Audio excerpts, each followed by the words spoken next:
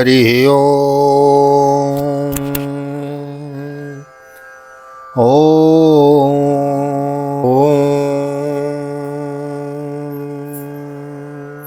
जय श्री राधे, जय श्री कृष्ण। आप सभी को once again welcome to our channel all of you. एक बार आप सभी का बहुत बहुत स्वागत है आप ही के यूट्यूब चैनल विकी वीपीएस परिवार श्रीधाम वृंदावन। मैं राधेश्याम वशिष्ठ ले चलता हूँ आपको श्रीमद् भागवत की बृहद भागीरथी में नित्य की तरह अवगाहन करने के लिए। श्रीमद् भागवत की सप्तम स्कंद की कथा श्रवण कर रहे हैं, जिसके अंतर्गत प्रहलाद चरित्र की कथा हम श्रवण कर रहे हैं। हिरण्यकश्यपु और हिरण्याक्ष के वंश की कथा हमने श्रवण करी। पिछले अध्याय में महाराज इनके पूर्वजों की कथा हमने श्रवण करी और अब हम आगे प्रहलाद चरित्र में विशेष रूप से प्रवेश करने जा रहे हैं। तो प्रहलाद चरित्र की बृहद कथा, बृहद भागवत मूल पाठ, मूल कथा हम श्रवण कर रहे हैं। एक निवेदन करना चाहूँगा, हमारे चैनल पे यदि पहली बार आए हैं तो हमारे चैनल को सब्सक्राइब कर लेवें, और यदि यह वीडियो आप फेसबुक के माध्यम से देख रहे हैं तो फेसबुक पेज को भी फॉलो कर लेवें। आइए देर न करते हुए ले चलता हूँ आज की पावन कथा प्रसंग में। सर्वप्रथम करेंगे भगवान नाम संकीर्तन। श्री कृष्ण गोविंद हरे मुरारी, हे नाथ नारायण वासुदेव। श्री कृष्ण गोविंद हरे मुरारी, हे नाथ नारायण वासुदेव। हे नाथ नारायण वासुदेव, हे नाथ नारायण वासुदेव। श्री कृष्ण गोविंद हरे मुरारी, हे नाथ नारायण वासुदेव। नारायणं नमस्कृत्य नरं चैव नरोत्तमं देवीं सरस्वतीं व्यासं ततो जयमुदीरयेत्। कृष्णाय वासुदेवाय हरये परमात्मने प्रणतः क्लेशनाशाय गोविन्दाय नमो नमः। ओं नमो भगवते वासुदेवाय। श्रीमद्भागवत महापुराणं सप्तमस्कन्धः तृतीयोऽध्यायः। नारद उवाच। हिरण्यकशिपुराजन्नजेयमजरामरम् आत्मानं प्रतिद्वन्द्वम् एकराजं द्वदित्सत। नारद जी ने कहा, युधिष्ठिर, अब हिरण्यकश्यपु ने यह विचार किया कि मैं अजय, अजर और अमर हूँ, इस संसार का एक क्षत्र सम्राट बन जाऊं, जिससे कोई मेरे सामने खड़ा तक न हो सके। सौतेपे मंदरद्रोण्यां तपः परम दारुणम् ऊर्ध्वबाहुर्नभो दृष्टि पादांगुष्ठाश्रितावनि जटाधीधीति वीरेजे संवर्तक संवार्तक इवांशुभिः संवर्तार्को इवांशुभिः तस्मिन् स्तप्यमाने देवास्थानानि भेजरे। इसके लिए वह मंदराचल की एक घाटी में जाकर अत्यंत दारुण तपस्या करने लगा। वहाँ हाथ ऊपर उठाकर आकाश की ओर देखता और वहाँ पैर के अंगूठे के बलवर पृथ्वी पर खड़ा हो गया। उसकी जटाएं ऐसी चमक रही थीं जैसे प्रलय काल के सूर्य की किरणें। जो वह इस प्रकार तपस्या में संलग्न हो गया, तब देवता लोग अपने अपने स्थानों और पदों पर पुनः प्रतिष्ठित हो गए। तस्य मूर्धना समुद्भूत सदोमोग्निस्तपोमय तिर्यगूर्ध्वम् अधोलोकान्नतद्वेष्वगीरित। तिर्यगूर्ध्वम् अधोलोकान्नतपद द्वेषवगीरितः। चक्षुर्भुर्न्यद्युदन्वन्तः सद्वीपादृश्च चालभू निपेतो सग्रहस्तारा जज्जुलश्च दिशो दश। बहुत दिनों तक तपस्या करने के बाद उसकी तपस्या की आग धुएं के साथ सिर से निकलने लगी। वह चारों ओर फैल गई और ऊपर से नीचे तथा अगल बगल के लोगों को जलाने लगी। उसकी लपट से नदी और समुद्र खोलने लगे। द्वीप और पर्वतों के सहित पृथ्वी डगमगाने लगी। ग्रह और तारे टूट टूट कर गिरने लगे तथा दशों दिशाओं में मानो आग सी लग गई। तेन तप्ता देवं त्यक्त्वा ब्रह्मलोकं ययोसुरा दात्रे विज्ञापयामासुरदेवदेवो जगत्पते। दैत्येन्द्र तपसा तप्तो दिवि स्थातुं न शक्नुमः तस्य चेपशमं भूमन् विदेहि यदि मन्यसे। लोकानो यावन्यक्षन्ति बलिहारस्तवाः विभुं। हिरण्यकश्यपु की उस तपोमयी आग की लपटों से स्वर्ग के देवता भी जलने लगे। वे घबराकर स्वर्ग से ब्रह्मलोक में गए और ब्रह्मा जी से प्रार्थना करने लगे, हे देवताओं के भी आराध्य देव जगतपति ब्रह्मा जी, हम लोग हिरण्यकश्यपु के तप की ज्वाला से जल रहे हैं। अब हम स्वर्ग में नहीं जा सकते। हे अनंत, हे सर्वाध्यक्ष, यदि आप उचित समझें तो अपनी सेवा करने वाली जनता का नाश होने के पहले ही यह ज्वाला शांत कर दीजिए। तस्याहं किल संकल्प चरतो दुश्चरन्तव श्रूयतां किं न विदतस्तवाथापि निवेदिति सृष्ट्वा चराचरमिदं तपो योगो समाधिनो अध्यास्ते सर्वदिष्णिभ्यो परमेष्टि नियासनम्।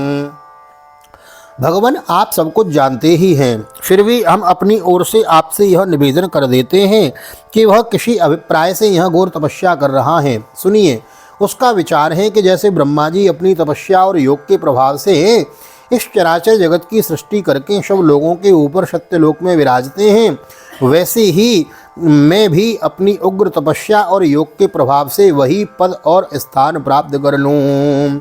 सृष्ट्वा चराचरमिदं तपो योग समाधिनो अध्यात्मे सर्वदिष्णिभ्यो परमेष्टि निजासनम तदहं वर्धमानेन तपो योग समाधिनो कालात्मनोश्च नित्यत्वात् साधयिष्ये तथात्मनो अन्यथेदं विधास्येयम् अतः मैं यथा पूर्वमोजसो किमन्ये काल निर्धूते कल्पान्ते वैष्णवादिभिः।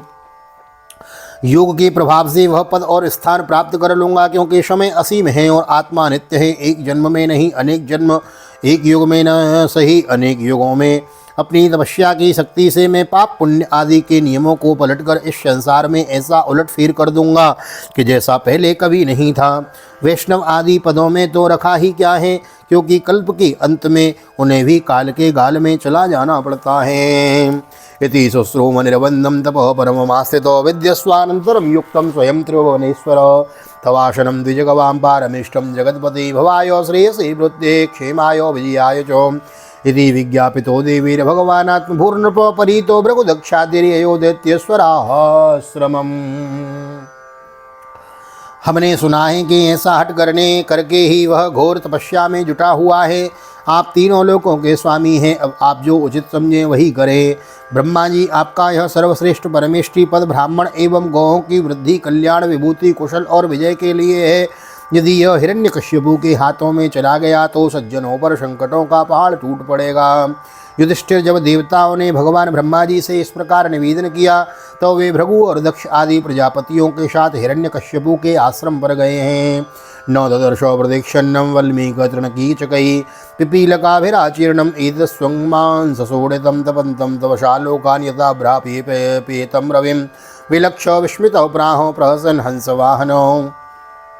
युधिष्ठिर, जब देवताओं ने भगवान ब्रह्मा जी से इस प्रकार निवेदन किया तो वे भृगु और दक्ष आदि प्रजापतियों के साथ हिरण्यकश्यपु के आश्रम पर गए।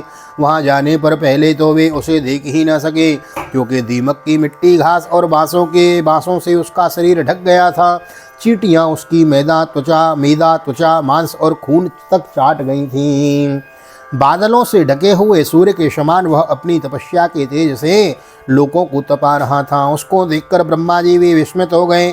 उन्होंने हंसते हुए कहा, ब्रह्मोवाचो उत्तिष्ठोत्तिष्ठ भद्रं ते तपः सिद्धोऽसि काश्यप वरदोह मनुप्राप्तो व्रियतामीप्सितो वर अद्राक्षमहमित्तरे महे तत्ते सत्सारं महदद्भुतं दंसवीक्षित देहस्य प्राणायस्ते सुसेरते। ब्रह्मा जी ने कहा, बेटा हिरण्यकश्यपो, उठो उठो, तुम्हारा कल्याण हो।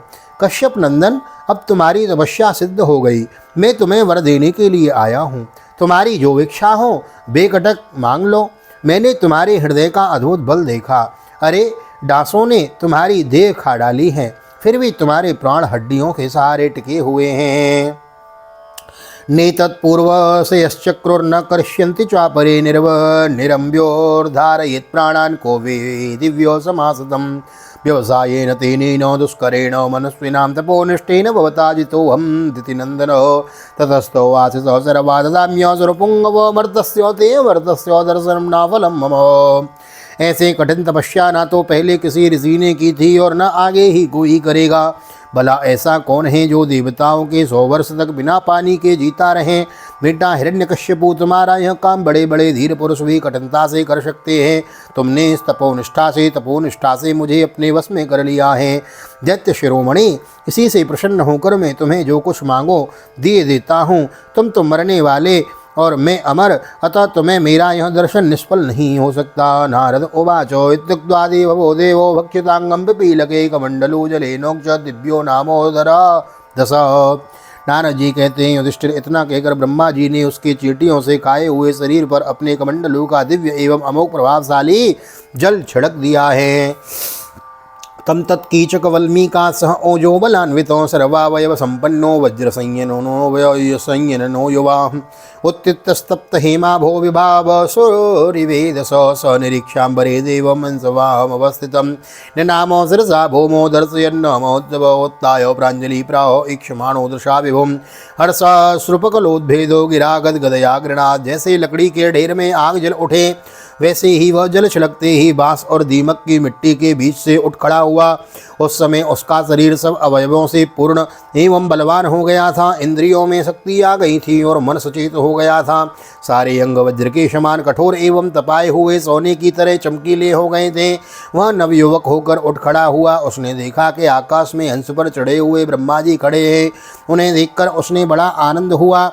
अपना सिर झुकाकर पृथ्वी पर रख उसने उनको नमस्कार किया है। फिर अंजलि बांधकर नम्र भाव खड़ से खड़ा हुआ और बड़े प्रेम से अपने निर्विनेश नयनों से उन्हें देखता हुआ गदगद वाणी से स्तुति करने लगा। उस समय उसके नेत्रों में आनंद के आंसू उमड़ रहे थे। युत्ताहो प्राञ्जलिं प्राहो ईक्षमाणो दृशा विभो वर्षास्रूपकलोद्भेदो गिरा गदगदया गृणात् हिरण्यकश्यपुर्वाचो कल्पान्ते कालसृष्टेन योन्धेन तमसावृतम् अभिव्यनग जगदिदं स्वयं ज्योतिस्वरोचिष। कल्प के अंत में यह सारी सृष्टि काल के द्वारा प्रेरित तमोगुण से घने अंधकार से ढक गई थी।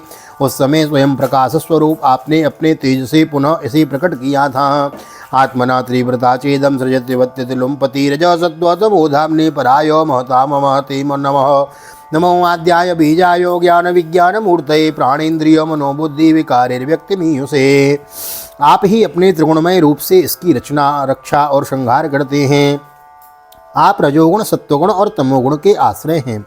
आप ही सबसे परे और महान हैं। आपको मैं बारंबार नमस्कार करता हूँ।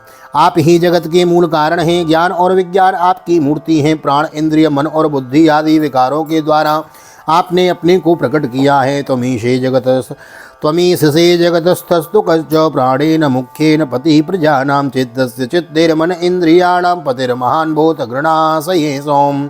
आप मुख्य प्राण सूत्रात्मक के रूप से चराचर जगत को अपने नियंत्रण में रखते हैं।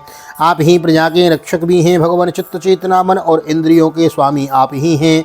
पंचभूत शब्दादि विषय और उनके संस्कार के रचयिता भी महतत्व के रूप में आप ही हैं। तम सप्ततन्तोन्वितनोऽसि तन्वात्रय्या चातुर्होत्रक विद्यया चो त्वमेक आत्मात्मवता मनादिरनन्तपारः कविरन्तरात्मा। जो वेद होता अध्वर्यो ब्राह्मण और उद्गाता इन ऋत्विजों से होने वाले यज्ञ का प्रतिपादन करते हैं वे आपके ही शरीर हैं। उन्हीं के द्वारा अग्निष्टोम आदि 7 यज्ञों का आप विस्तार करते हैं। आप ही संपूर्ण प्राणियों के आत्मा हैं क्योंकि आप अनादि अनंत अपार सर्वज्ञ और अंतर्यामी हैं।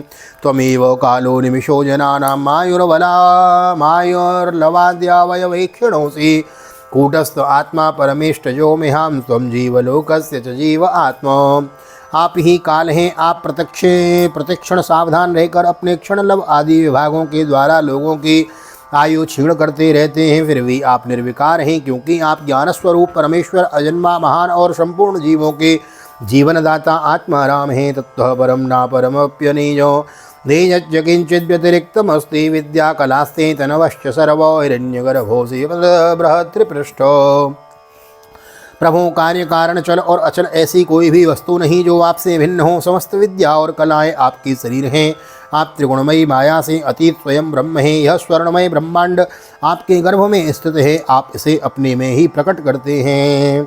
व्यक्तम विभोस्थूलमिदं शरीरम येनेन्द्रिय प्राण मनोगुणास्त्वं भुङ्क्ते स्थितो धाम निपारमेष्टे अव्यक्त आत्मा पुरुष पुराण प्रभो। यह व्यापक ब्रह्मांड आपका स्थूल शरीर है। इससे आप इंद्रिय प्राण और मन के विषयों का उपभोग करते हैं किंतु उस समय भी आप अपने परम ऐश्वर्यमय स्वरूप में ही स्थित रहते हैं। वस्तुतः आप पुराण पुरुष स्थूल सूक्ष्म से परे ब्रह्म स्वरूप ही हैं। अनंताव्यक्त रूपेण ये नेदमखिलम ततम चितचिक्षिक्त युक्तायो तस्मै भगवते नमः। आप अपने अनंत और अव्यक्त रूप से सारे जगत में व्याप्त हैं। चेतन और अचेतन दोनों ही आपकी शक्तियाँ हैं। भगवान मैं आपको बारंबार नमस्कार करता हूँ। यदि दास्यास्योभमितान् वरान् मे वरदोत्तम भूतेभ्यस्त्वद्विसृष्टेभ्यो मृत्युर्मां भून्मम प्रभो नान्तर्बहिर्दिवानक् तन्मन्यस्यामन्यस्मादपि चायुधे न भूमो नाम्बरे मृत्युर्न नरेर्न मृगैरपि प्रभो। आप समस्त वरदाताओं में श्रेष्ठ हैं। यदि आप मुझे अभिष्ट वर देना चाहते हैं तो ऐसा वर दीजिए कि आपके बनाए हुए किसी भी प्राणी से, चाहे वह मनुष्य हो या पशु प्राणी हो या अप्राणी, देवता हो या दैत्य अथवा नाग आदि, किसी भी से भी मेरी मृत्यु न होवे। भीतर बाहर, दिन में रात्रि में, आपके बनाए प्राणियों के अतिरिक्त और भी किसी जीव से, अस्त्र से, शस्त्र से, पृथ्वी या आकाश में कहीं भी मेरी मृत्यु न होवे। व्यसोभिर्वासो मुदभिर्वांसुरासुरमहोरगे अप्रतिद्वन्द्वतां युद्धे एकपद्यं च देहिनां सर्वेषां लोकपालानां महिमानं यदात्मनां तपोयोगो प्रभावाणां यन्नरिष्यति करे चेत्। युद्ध में कोई मेरा सामना न कर सके, मैं समस्त प्राणियों का एक छत्र सम्राट हूँ। इंद्र आदि समस्त लोकपालों में जैसी आपकी महिमा है वैसी ही मेरी भी हो। तपस्वियों और योगियों को जो अक्षय ऐश्वर्य प्राप्त होता है वही मुझे भी दे दीजिए। स्वस्थ श्रीमद्भागवते महापुराणे पारमहंस्यां संहितायां सप्तमस्कन्धेरण्यकशिपोर्वर याचनं नाम तृतीयोत्सव। श्रीबालकृष्णचरणार्पणमस्तु। कृष्णाय वासुदेवाय हरये परमात्मने प्रणतक्लेशनाशाय गोविन्दाय नमो नमः।